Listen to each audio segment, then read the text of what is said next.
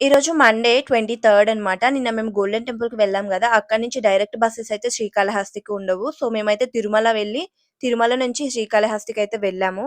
And మేమక్కడ reach అయిన తర్వాత room అయితే తీసుకున్నాము 600 రూపీస్‌కి. బికాజ్ నైట్‌లో రెస్ట్ కావాలి గాబట్టి. అండ్ ఎర్లీ మార్నింగ్ 7 కంతా రెడీ అయిపోయి దర్శనానికొచ్చేసాము. దర్శనం ఎంత తొందరగా అయిపోతే అంత తొందరగా తిరుమలకి బయలుదేరొచ్చు. దర్శనం అయితే మాకు 10 కంతా అయిపోయింది. బికాజ్ ఈరోజు మండే గాబట్టి కొంచెం రష్ ఎక్కువగానే ఉంది.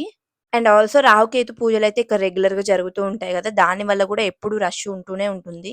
అండ్ దర్శనం అయిపోగానే మేమైతే కొంచెం ప్రసాదం తిని అక్కడే బ్రేక్‌ఫాస్ట్ కూడా చేసేసి తిరుమలకి స్టార్ట్ అయిపోయాము. బికాజ్ మాకక్కడ రూమ్ అవైలబిలిటీ అనేది లేదు. లాకర్స్‌లోనే ఉండాలి.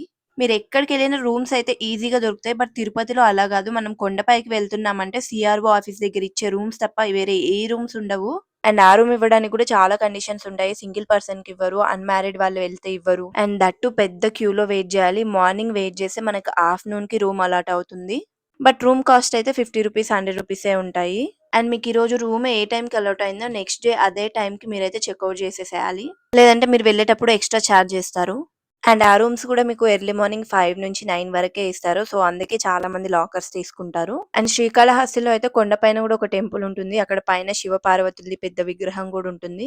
మాకు టైం అయిపోతుందనేసి మేమైతే వెళ్ళలేదు. మీరెవరైనా ఫస్ట్ టైమ్ వెళ్తే ఖచ్చితంగా చూడండి. వ్యూ చాలా బావుంటుంది. అక్కడి నుంచి మనకి గోపురాలన్నీ కనిపిస్తాయి.